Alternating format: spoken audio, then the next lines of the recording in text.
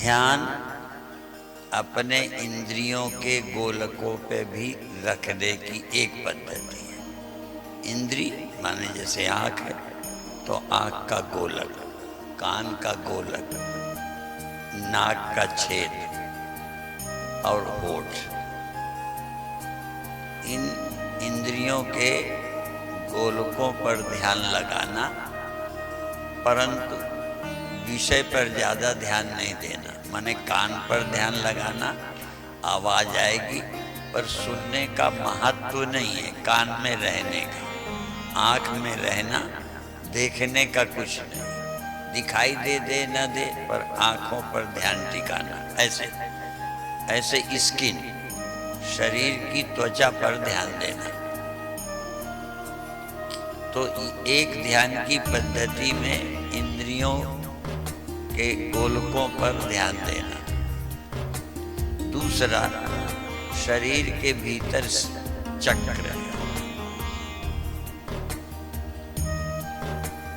स्वाधिष्ठान है, मणिपुर है, मूलाधार, स्वाधिष्ठान, मणिपुर, अनाहत, विशुद्ध चक्र, आज्ञा चक्र, सहस्रार।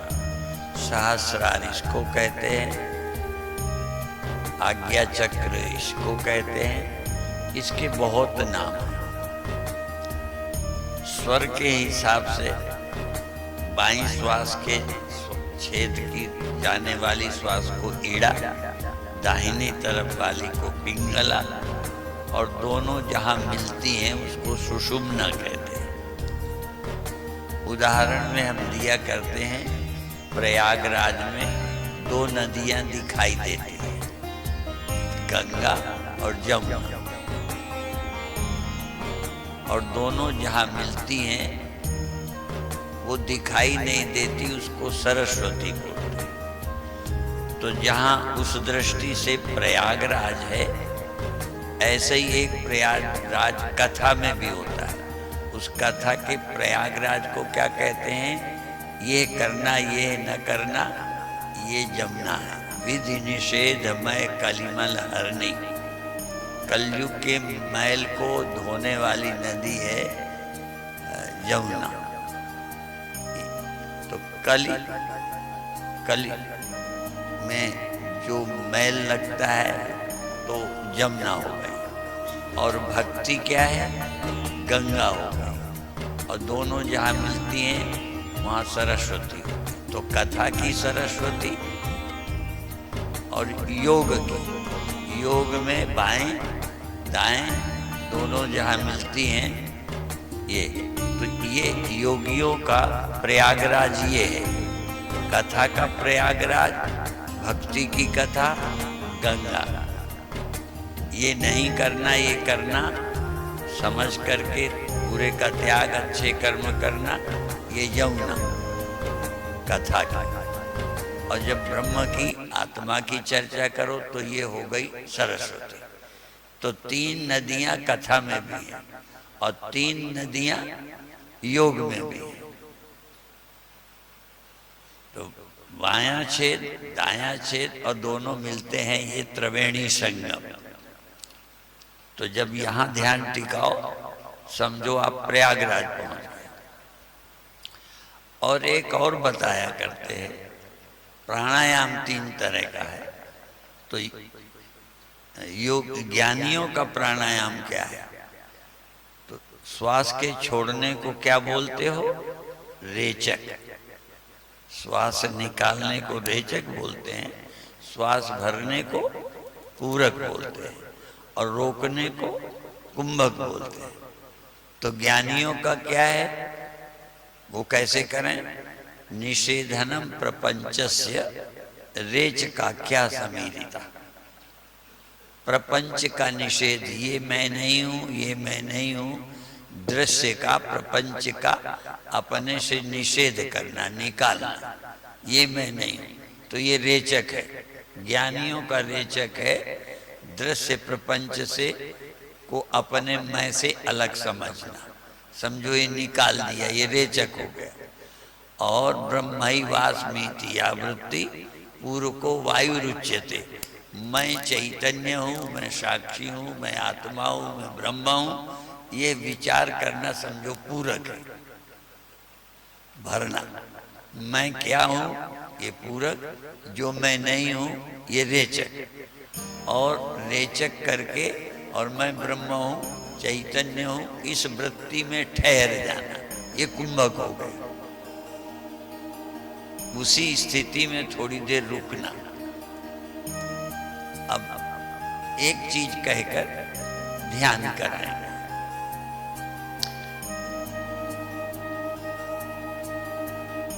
कोई अवस्था सदा नहीं रह सकती। अवस्थाओं के नाम बताते हैं, जागृत, स्वप्न, सुषुप्ति, तुरिया।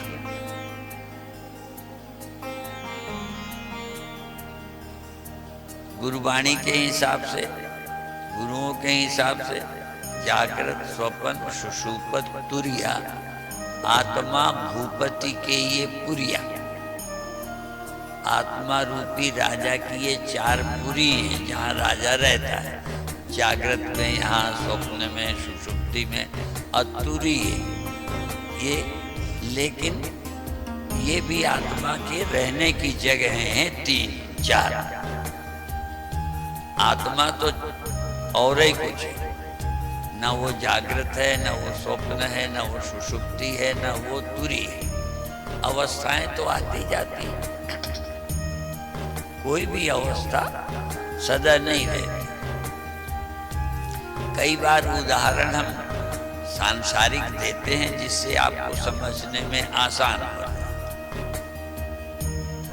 एक मिट्टी की हमने गोली बनाई, उसको जागृत कह दो। थोड़ा लंबी बनाई, उसको स्वप्न कह दो। चपटी कर दी, उसको सुषुप्ति कह दो। एक और बनाओ, उसको तुरी कह दो।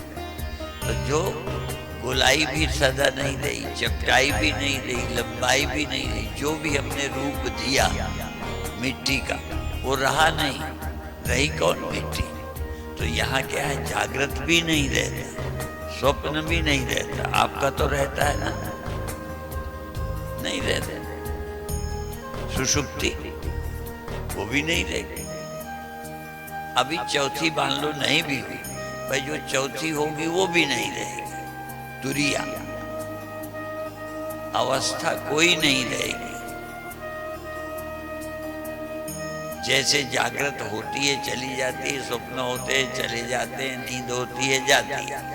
यदि ध्यान लगने लग जाएगा तो वो भी रहेगा नहीं। देखो ध्यान रखना, आप चाहोगे कि वो बनी रहेगी,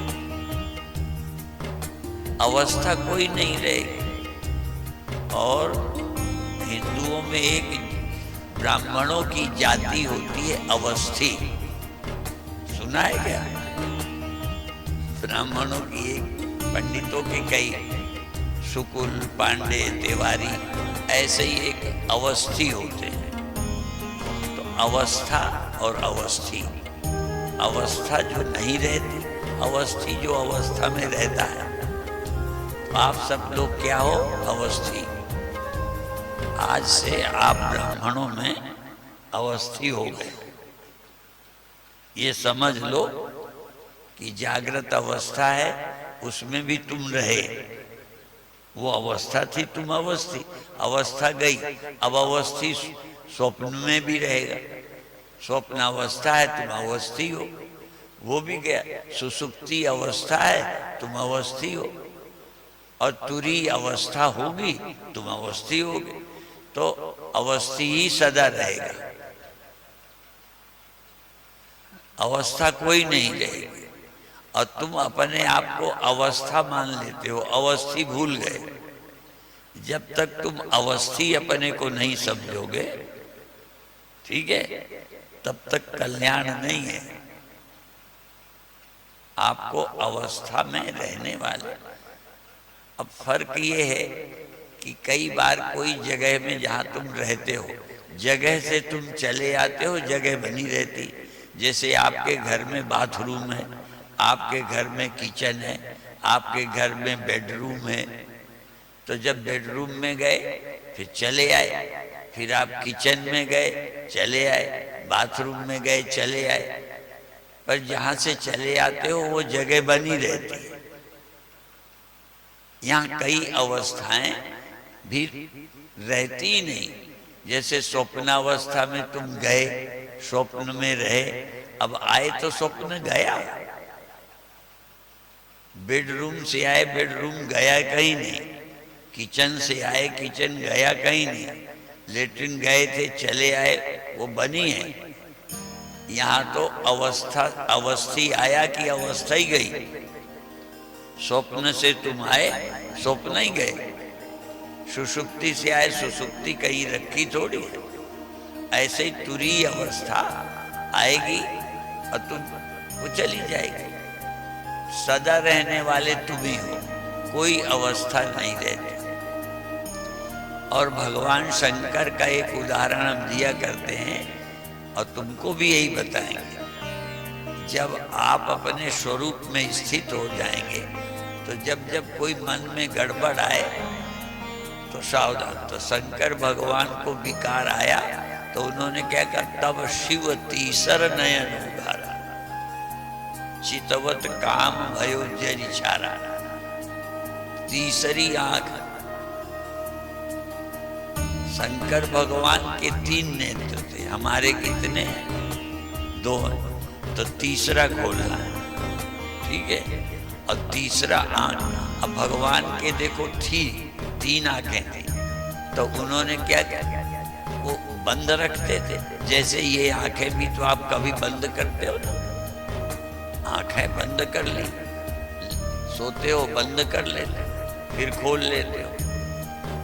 तो शंकर भगवान के 3 नेत्र से 2 खुले रखते थे, 1 बंद रखते थे। जब जरूरत पड़ी खोल ली। तो आज आपका तीसरा नेत्र खोलने की कोशिश करेंगे, खोलने की नहीं, बनाने की। तुम्हारे भी 3 नेत्र हो जाए, फिर तुम शिव हो जाओ। और तीसरा नेत्र जब जरूरत पड़े खोल ले। तीसरा, इसको तीसरा नेत्र भी बोलते हैं, इसको आज्ञा चक्र भी बोलते हैं, इसको राधा स्वामी तीसरा तिल बोलते हैं। कई नाम है इसके। आज्ञा चक्र, थर्ड आई, तीसरी आंख। तो इस तीसरी आंख तो अभी आपको बनानी है। बनाने का उपाय क्या है?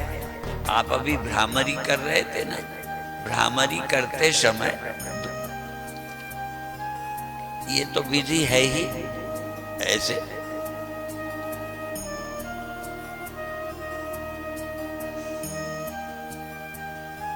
आज्ञा चक्र पर तीसरी आंख पर ध्यान टिकाए रखना, इससे ये चक्र जग जाता है। आज्ञा चक्र जग जाता है, इसको हम कहेंगे आज्ञा चक्र जग जाता है। इसी को कहें तीसरी आंख बन जाती है, माने तीसरी आंख से भी दिखना शुरू हो जाता है। जब आप स्वप्न देखते हो तो ये दोनों आंखें बंद रहती, फिर भी देखते हो। आप नई आंखें बना लेते हो। आप में क्षमता है कि जो चीज नहीं है बना सकते हो। स्वप्न में आंखें बना लेते हो, देह बना लेते हो, आप में क्षमता। इसीलिए तेजस अवस्था में आप रचना कर लेते हैं। ये रचना तो चलो भगवान ने की, प्रकृति ने की, पर स्वप्नों की रचना तो आप ही कर लेते हैं। तो ध्यान में धीरे धीरे आप नई सृष्टि देख सकते हैं। तो आपको अभी बताएंगे भ्रामरी। भ्रामरी 2 तरह से करोगे, क्योंकि लगातार करना हो देर तक तो हाथ रखने में सबको, कई लोग तो रखे रहेंगे कई घंटे तक, हाथ ही ना हटाएंगे। जैसे योगी लोग जब बैठते हैं एक आसन में तो बैठे रहते हैं। अपन लोगों को थोड़ी देर में पैर बदलना पड़ता है। और योग के मार्ग के लिए कहा 3 घंटे जब एक आसन में बैठ ले तब आसन सिद्ध होता है। 3 घंटे तक बिना पीड़ा के एक आसन पे बैठ सको तो आसन आपका सिद्ध हो गया। एक तो सिद्धासन होता है ना, एक आसन का नाम सिद्धासन है। और कोई भी आसन सिद्ध हो जाए तो सिद्धासन हो गए। फलासन, कई को क्या बोलेंगे, पैर मोड़ के जो बैठते हो वज्रासन, तो कई का वज्रासन सिद्ध हो जाए। मैं पहले वज्रासन में प्रवचन करता था तो पूरे प्रवचन में बैठा रहता था। अब तो शरीर अकड़ गया तो वज्रासन में बैठना ही बड़ा मुश्किल। देर तक छोड़ो, मुड़ते नहीं। बुढ़ापे का लक्षण क्या है? लचीलापन कम हो गया, समझो बूढ़े हो रहे हैं। बचपन में लचीलापन होता है, यदि लचीलापन बनाए रखो तो बूढ़े नहीं होगे। इसलिए आसन करते रहोगे, लचीले बने रहोगे। तो खैर, तो आसन सिद्ध होने का मतलब है कोई वज्रासन सिद्ध कर ले, कोई पद्मासन सिद्ध कर ले, कोई भी आसन सिद्ध कर सकता है। माने 3 घंटे एक आसन में रह ले तो आसन सिद्ध हो गया। और शरीर में पीड़ा ना हो। स्वस्थ व्यक्ति की पहचान क्या है?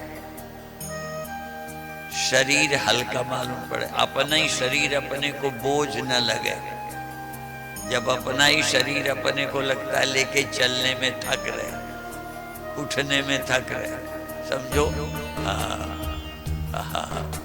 तो आसन, अपना शरीर अपने को बोझ न लगे, एक हल्का लगे जैसे उड़ रहे, चलना लगे जैसे खेल रहे, तो और पीड़ा रहे।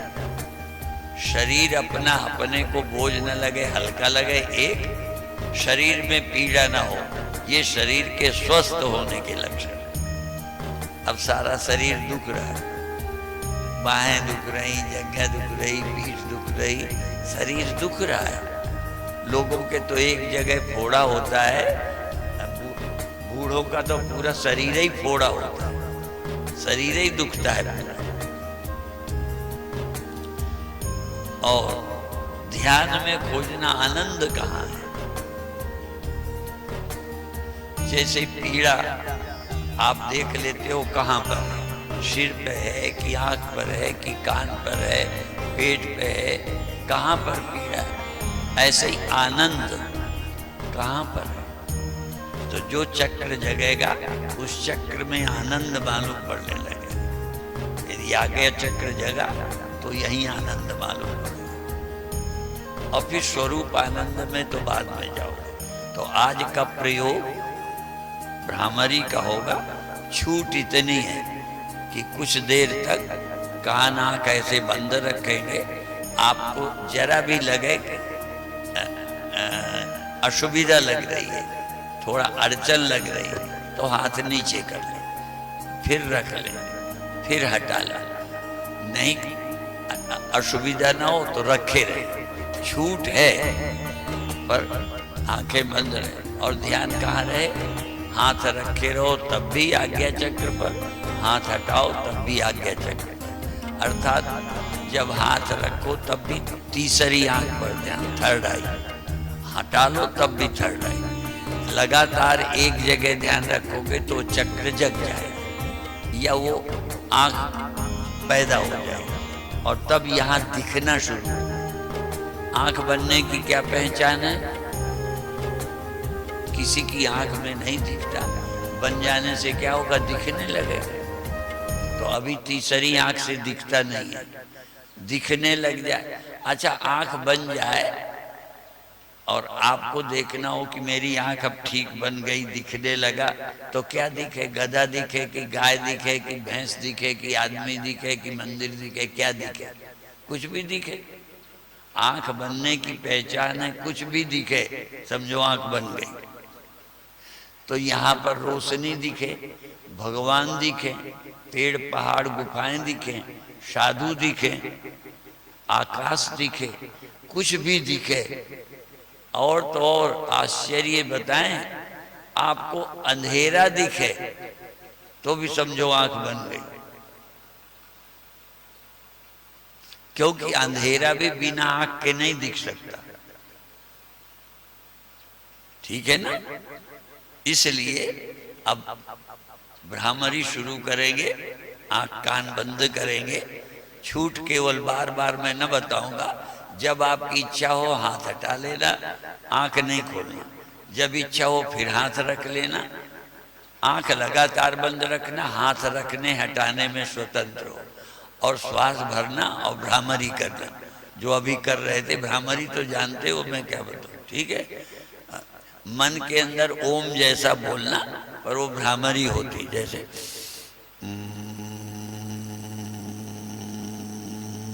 हाँ, शुरू करो, आंख बंद करो। खड़मुखी मुद्रा भी लगा सकते हो, नहीं तो आंख और कान तो बंद ही करना। आंख कान दो हाथों से बंद कर लो। श्वास भरो, भ्रामरी करो। ध्यान आज्ञा चक्र पर, ध्यान थर्ड आई, तीसरी आंख पर। आज शिव बनना है, सबसे शिव।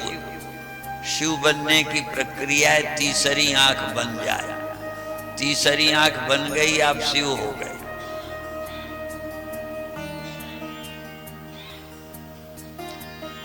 पूरा ध्यान तीसरी आंख पर, पूरा ध्यान 100%, 100%। सारा ध्यान तीसरी आंख पर, और सब कुछ भूल जाओ। तीसरी आंख, तीसरी आंख, तीसरी आंख। आज्ञा चक्र, आज्ञा चक्र, आज्ञा चक्र। तीसरा तिल, तीसरा तिल, तीसरा तिल।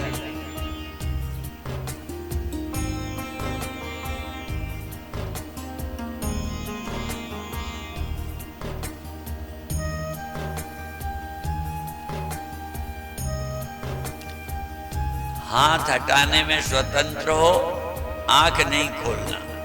और ध्यान तीसरी आंख पर ही रखना है। तीसरी आंख, तीसरी आंख, तीसरी आंख।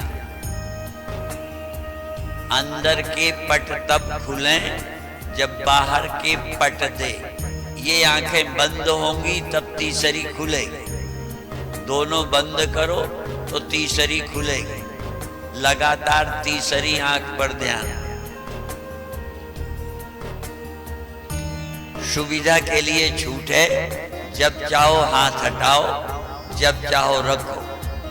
पर जब हाथ हटाते हैं तो थोड़ा एकाग्रता टूटती है।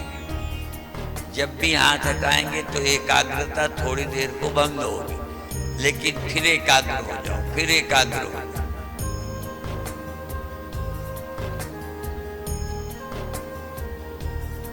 और एकाग्र का एक शाब्दिक अर्थ भी है। एक ही हो आगे जिसके, उसका नाम एक अग्र।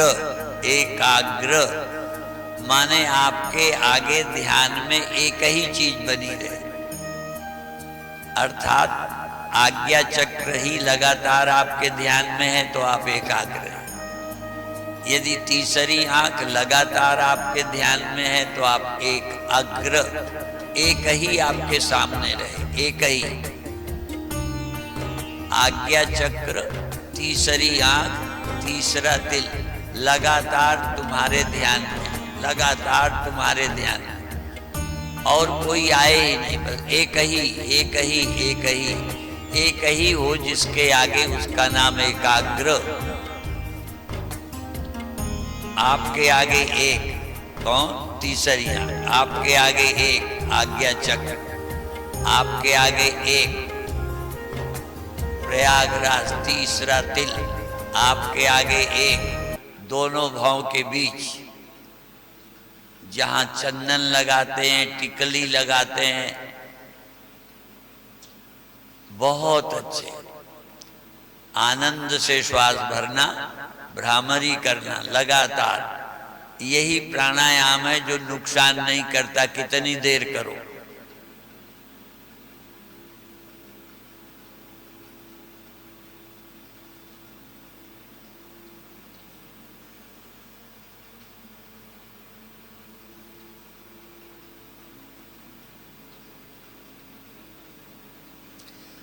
आप अपने ध्यान को पकड़ो, आप अपने ध्यान को अनुभव करो कि आप सुन ज्यादा रहे हो या देख ज्यादा रहे हो। ध्यान आपका सुनने में है या देखने में?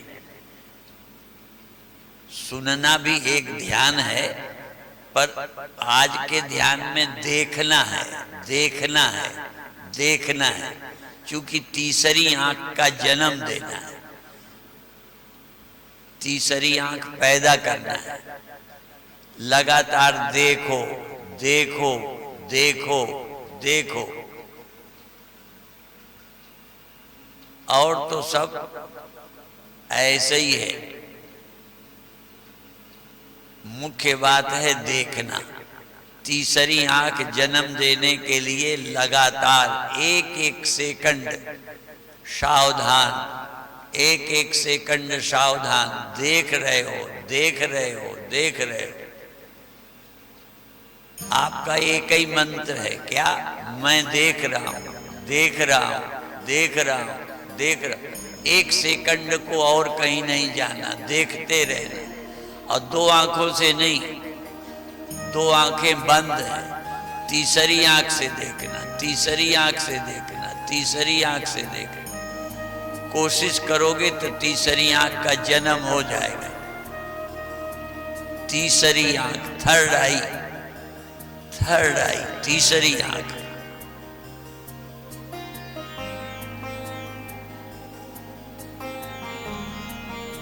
बहुत अच्छे, बहुत अच्छे।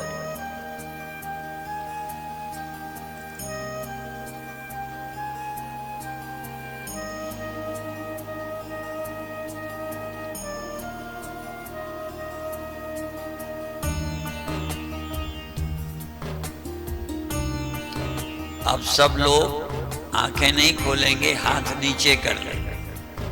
सब लोग हाथ नीचे कर लें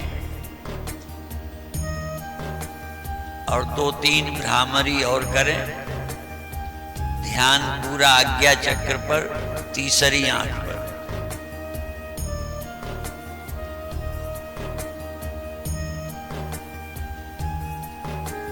अब ध्वनि भी धीमी कर लें, ध्वनि धीमी कर लें।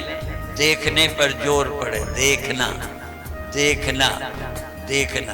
कहां से? दोनों भावों के बीच से। तीसरी आंख से देखना। दो आंखें बंद हैं, तीसरी से देखना। बहुत अच्छे।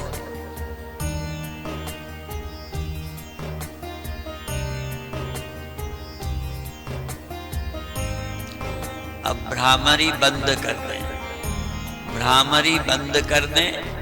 शांत, बिल्कुल शांत। और एक बार बिना भ्रामरी के सहज श्वास चले, अपनी आंखें फिर उंगलियों से बंद करें। उंगली से आंख बंद करें और तीसरी आंख खोलने की कोशिश करें। दो आंखें बंद, तीसरी खोलो। और अपनी उंगली से कभी आंख की पलक,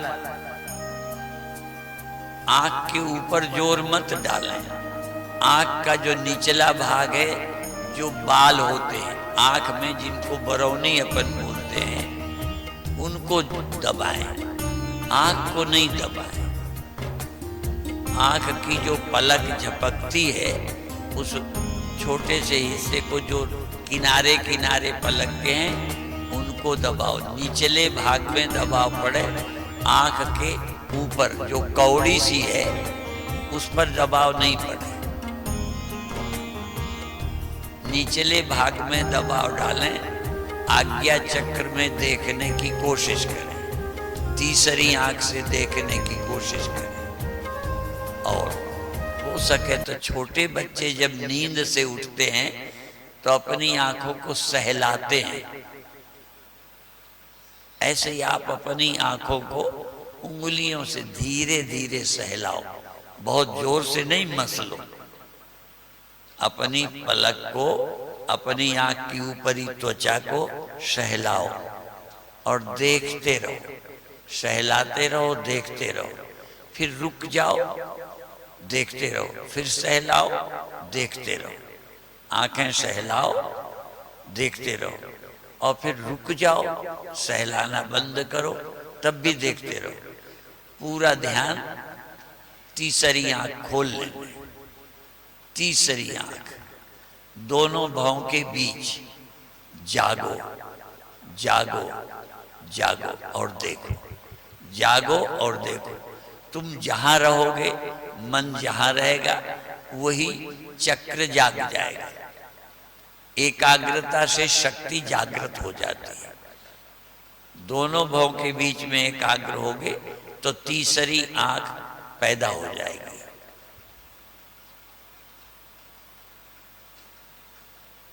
बहुत अच्छे। हाथ हटाने में स्वतंत्र हो, रखने में स्वतंत्र हो, सहलाने में स्वतंत्र हो। चुपचाप रखे रहो, न सहलाओ। जैसी जैसी जरूरत हो तैसा कर सकते हो, परंतु एक स्वतंत्रता नहीं है। पूरा पूरा ध्यान, पूरी सुरति, पूरी एकाग्रता एक जगह दोनों भावों के बीच में। अब 2 मिनट लगातार देखना है। अब हाथ नीचे, सिर्फ दोनों भावों के बीच में निवास करो, सिर्फ रहो, और जगह मत भगो। थोड़ी देर दोनों भावों के बीच में निवास बना लो।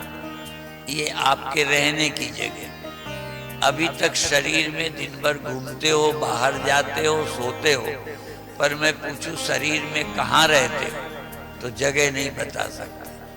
हमारे ऋषियों ने तो कहा है, जागृत में जीव नेत्र में रहता है, स्वप्न में जीव हृदय स्थान में रहता है, गीता नाम की नाड़ी में स्वप्न में रहता है, सुषुप्ति में हृदय में रहता है, ऐसा बोलते हैं। तो अब आप कहाँ रहो? दोनों भावों के बीच में।